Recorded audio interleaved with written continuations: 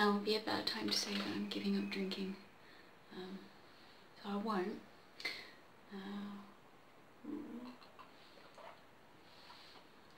However, welcome to another Wine and Weird Tales extravaganza, where we will be diving headfirst into 1943's tale of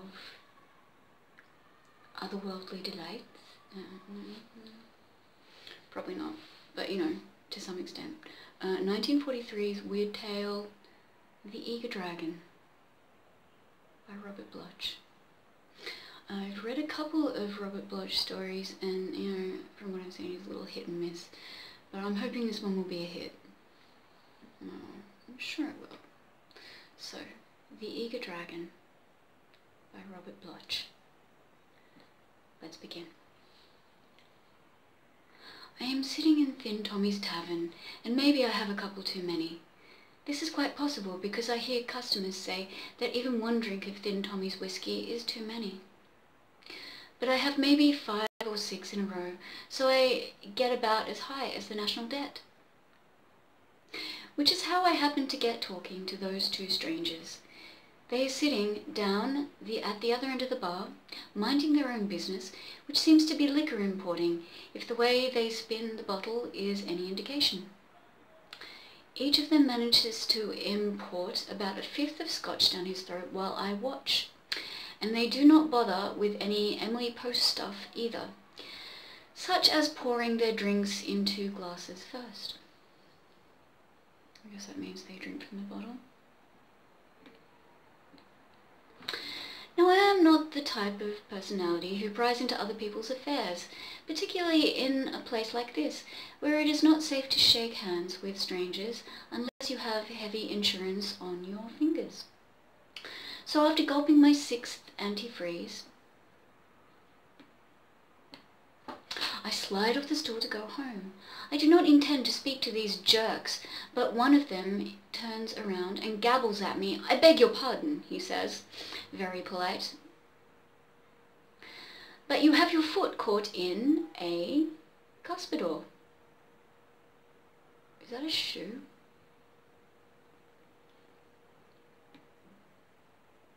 Wait, what? If there is anything I am a sucker for, it's politeness. Besides, when I look down, I see that I have indeed stuck my left foot into one of Thin Tommy's finger bowls. "Thank you for the information," I tell the stranger. "I hardly notice such a thing because I expect to walk a little funny after drinking the stuff they serve here." "It is vile, isn't it?" says the first stranger. "Won't you have another one with me?" Well, who can refuse such courteous invitation? I sit down again and manage to get my Tom McCann out of this cigar pond. And the two strangers pour me a shot. And before you can say Jack Robinson, I am too stinko to... what? I am too stinko to pronounce it. I guess that means he's drunk, but I mean, you would think he's already drunk. Cheers. That is how it happens. I get so gabby, I guess. That is because the first stranger, a tall, skinny guy with glasses, says, "We're a couple of travelling salesmen. We are stranded here miles from the nearest farmer's daughter." Isn't it sad? And the second stranger, a fat, older guy with a bald head, says, "We are working our way through second childhood selling magazines to colleges. Our car breaks down tonight, and here we sit in the country where nothing happened since the last time Halley's Comet went through." Evidently, he refers to some travelling burlesque show, but I am just high enough to resent his crack about nothing ever happening. Actually, but I am just high enough to resent this crack about nothing ever happens. 'Cause good writing and shit. You see, I like it here in the country, ever since I retired from the rackets and buy me a chicken farm. Besides, things are far from peaceful lately on my Cackle Ranch. In fact, what happens to me recently is so screwy I never mention it, but now I am too groggy to keep from leading with my jaw. Nothing ever happens here, I say to the bald-headed guy. Listen, wait, no, nothing ever happens here? I say to the bald-headed guy, listen, I can tell you stories that will make your hair stand on end if you buy a wig. Such as, pipes up the first guy. I may look like a farmer, but I am not handing you any corn, I say. Such as, insists the first guy. You wouldn't believe me, I say. You tell me and I'll believe it, the first guy yells. And everybody in the bar looks at him. Tell me just one thing that ever happens to you around here. Well, about a week ago, I am driving along about a mile down the road and I meet a knight. I begin. A what? A knight from King Arthur's court. Do you sniff the stuff or use a needle? Asks the bald-headed salesman. The tall guy whispers, say, your straitjacket's showing.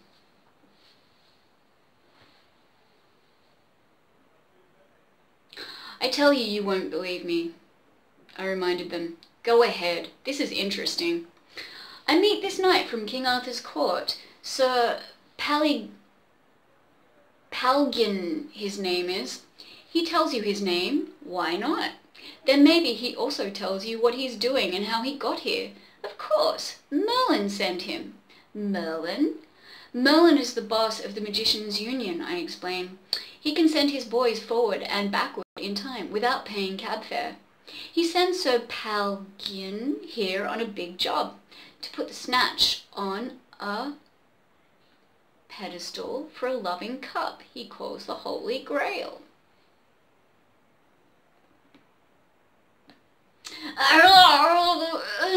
Remarks the thin jerk. He is either commenting on my story or strangling on the drink he swallows, so I make with the tongue and some more. I found out this pedestal is a museum back in town. So the knight and I sneak in after dark. We go in easy. Wait, no. We gone if easy because Merlin sends some hoods from the Round Table mob to help us. Where is this Palgin now? Asks the balding jerk in a sweet voice. I suppose he is hiding out somewhere so the government can't claim his armour for defence proprieties. I am sorry, I mumble, but when Palgin and his boys get the pedestal they are after, Merlin drags them back through time again, and that is how it stands. It stands kind of wobbly to me, insists the It stands kind of wobbly to me, insists the dandruff victim. When did anyone become a victim of dandruff, is my question. You are wasting your time if you are a chicken farmer. You should be a rodeo star the way you can throw the bull. Because he's a mentiroso. Mentiras. Listen, my fine featherless friend, I remark. If you think you can stand there with your bare head hanging out and call me a liar, you are not only mistaken but probably dead. No offense, buddy, he comes back. Only you got to admit your story is a little hard to believe.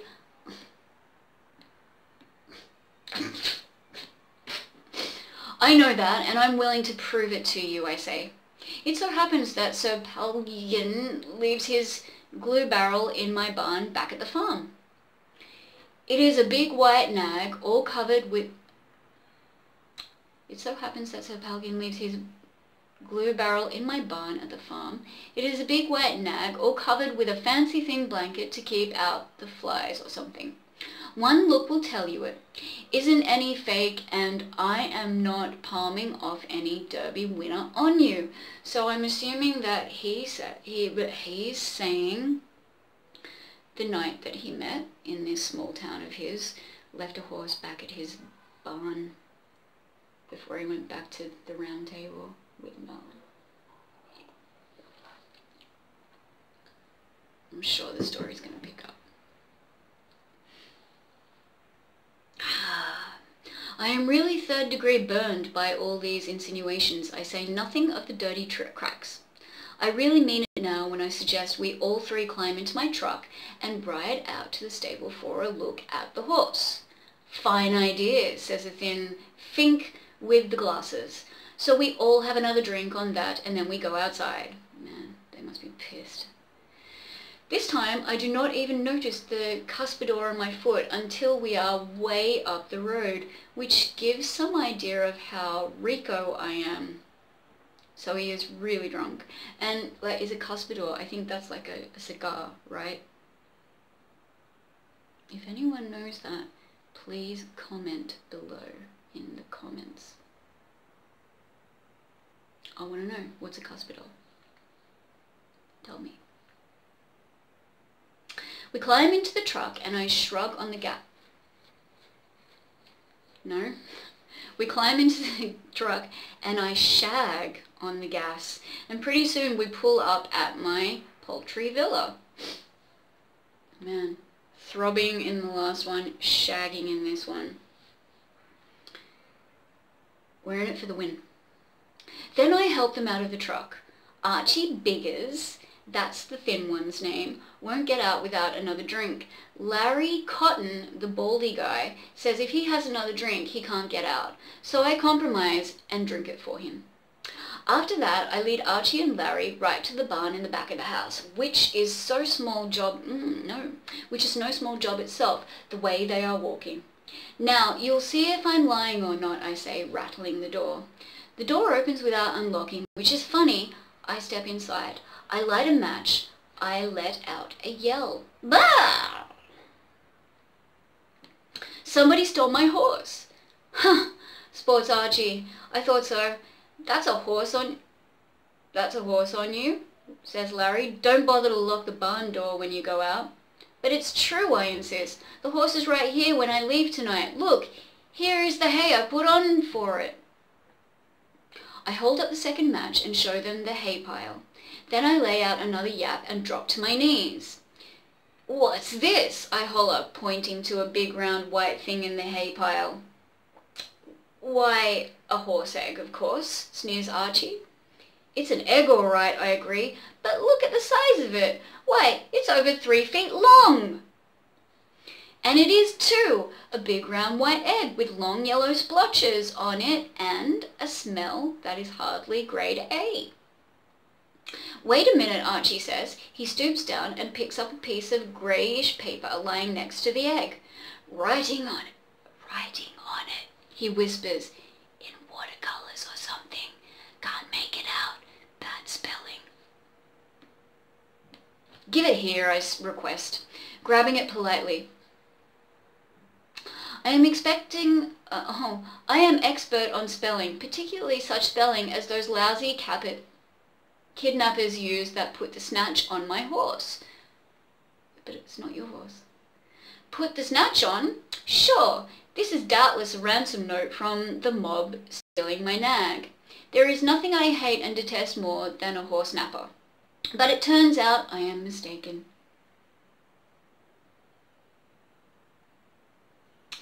The writing is some kind of watercolour job, and the spelling is terrific, but I can figure out what the note says. Sir Butch, methinks the excitement. Sir Butch, methinks in the excitement I forgot to send for the steed. I take it now, lest Palgin go unannounced as a churl. Palgin thanks you for your seemly courtesy, and bespeaks right highly your prowess as a wizard. It behooves me, therefore, to tender you this little token out of my esteem as a fitting reward for your assistance. It is a seemly gift from one wizard to another, and may serve you as a reminder of the gratitude of Merlin. This is not only lousy spelling, but lousy grammar. In fact, it reminds me of the way this Sir Palgin talks. Maybe this Merlin is not so much of a brain after all. But what puzzles me is why he sends an egg for a present to a chicken farmer. Me too. Don't ask me, says Larry. I don't even know what kind of an egg it is. It certainly isn't a Plymouth Rock. Looks more like a Plymouth Mountain. I wonder what's inside, I mumble. We can't find out till it hatches. Well, how are we gonna hatch it?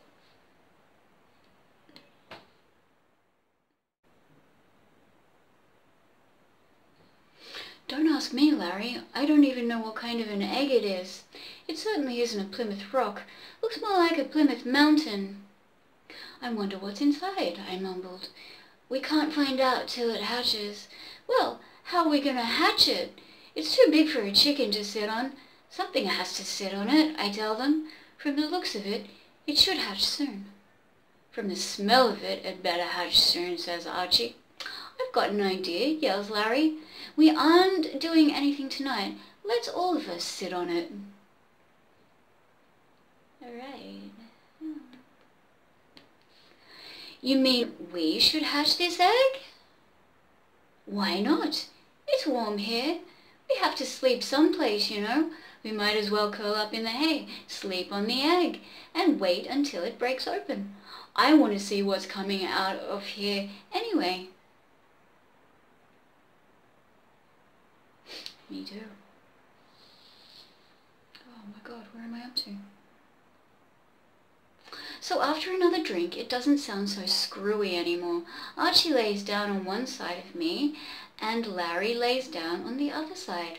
All three of us cuddle up to the big white egg with its thick shell. Robert Bloch is kind of cool. Like, this is pretty funny. I'm enjoying this. I close my eyes, and maybe it's only my head throbbing, but I think I hear something pounding away under the eggshell. And maybe it's only the stories of Archie and Larry, but I get the idea. I hear noises inside the egg. And maybe it's only the snores of Archie and Larry, but I get the idea. I hear noises inside the egg. What could be hatched from an egg over 3 feet long? Why, it must weigh a couple of 100 pounds. More than that, who cares? That is how I feel after last drink, so I just go right off to sleep. But all the time I think I hear the egg making noises, and after a while I begin to dream about the kind of things which probably lay such eggs. And I do not like to dream about radio comics. It is pretty late in the morning when I wake up because somebody is shaking me. At first I think it is Archie, but he is asleep. Then I look at Larry, and he is sleeping too. But I am being shaken. My head is going up and down. Then I realize the egg is moving under my head. I jump up, but quick, before I get my neck broken. The egg is cracking in long strips in about a dozen places, and the chunks in between are heaving and falling off. There is no doubt about it now. I do hear noises from under the shell. There is no doubt about my smelling something either. The egg is hatching. By this time, Archie and Larry are awake and on their feet, but I do not watch them. I watch the strips of egg peeling off the egg and watch the green stuff underneath moving up and down. What in the blazes? Asks Archie, hopping up and down on one foot and pointing. What is he pointing? What he is pointing at is a long green thing waving out of the end of the egg. It looks like a snake without a head. We do not answer him, Larry and I, because we are looking at the other end of the egg. There is another green thing sticking out of this end, and it is... My goodness, what is it? And it is the kind of a head nobody would ever forget. even though they would want to forget it very much indeed. Larry points at one end and Archie points at the other, and then both of them point at the middle because the eggshell cracks and we see the thing come out.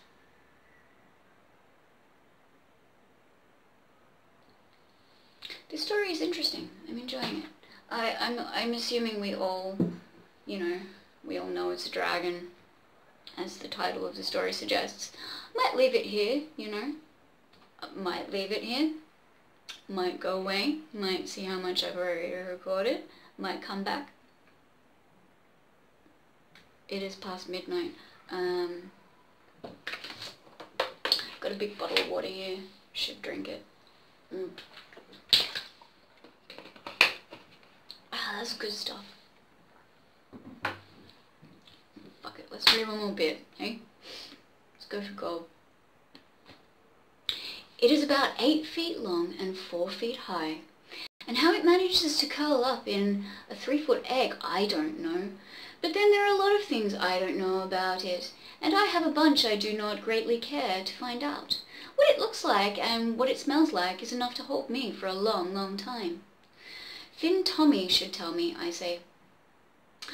Usually when I drink his whiskey, I expect lizards or snakes, but he should tell me when he switches me to a stronger brand. But I cannot help but give the thing a grandeur. No. But I cannot help but give the thing a gander. We all stand there staring like we saw Dorothy L'Amour stepping out of a sarong instead of that green scaly thing waltzing out of the busted eggshell. Like I say, it is 8 feet long and about 4 feet high. Part of the 8 feet is a snaky-looking tail. Part of it is a fat, beer-barreled body, all covered with warts and scales like a flophouse bum. Ooh. I don't know what that is. Sounds gross. But the biggest and worst part is the steam shovel it uses for a head. It is round and green with big bulging eyes, and practically all the rest is mouth and teeth. It wobbles around on 4 stumpy legs. I wobble around on 2 myself.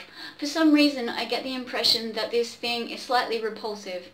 In fact, my face gets nearly as green as the one it exhibits. I don't know, it sounds kind of cute. But all at once Larry is pointing at it and jumping up and down like he has just got a double hot foot. I know what it is, he yells. It's a dragon! What's a dragon? I say, glancing down at my trousers to see if the suspenders slip. You don't know what a dragon is? Fucking idiot. That's the dragon. You know, like in the storybooks back in King Arthur's days. The woods are all full of them. This Merlin must think he is paying you a compliment as a wizard when he sends you a dragon's egg. Fuck yeah. Fuck. Sure, that's what it is, says Archie. Come on down out of there. He is talking to me because when he mentions the word dragon, I all of a sudden find myself climbing up the side of the barn to the hay rack. Now I get down real slow because I am not a personality that likes to hurry, particularly when it comes to meeting such things as dragons or hungry tigers or ex-wives. He won't hurt you, Archie argues. He's just a baby. What you want me to do, nurse him? I inquire. I am not of a mind to become a diaper artist for any walking boa constrictors. Furthermore, maybe this doesn't make sense, but it sounds very apt when I say it because right then the dragon walks over to me and begins to rub against my leg. Aww, that is cute. It is just like a kitten, Archie tells me, quite rattling your knees or your brain... No, hang on, wait. It is just like a kitten, Archie tells me, quite rattling your knees or you'll... No, quit rattling your knees or you'll brain it to death. I'm really enjoying this story. I want to read more, but we're going to stop here. This is a good one. It's cute. I like it. And it is definitely a weird tale, and that makes me like it even more. Like I said, Robert Bloch, he's hit, he's miss. This is a hit. That's a hit for me so far. And I love dragons, so that's a big deal too. Alright, so, Archie, Larry, we don't know the guy's name, but there's a dragon now. The dragon is hatched. Merlin sent him a dragon. That's kind of cool.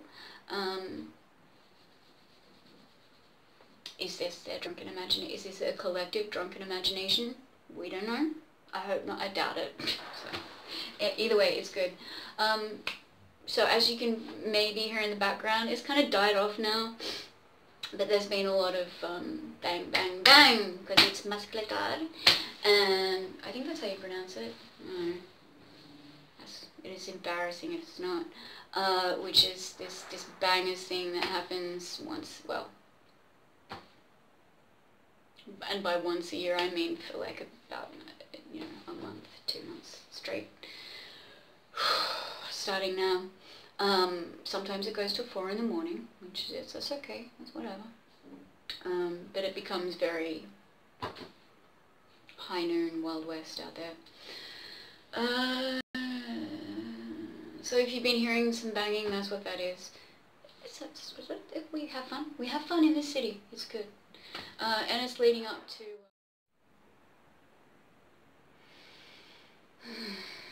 It's so good when the camera just, you know, cuts out while you're in the middle of talking. Anyway, as I was saying, if you're hearing the bangers, it's muscletard, and we're leading up to Oqueras, which is a really wonderful thing they do here.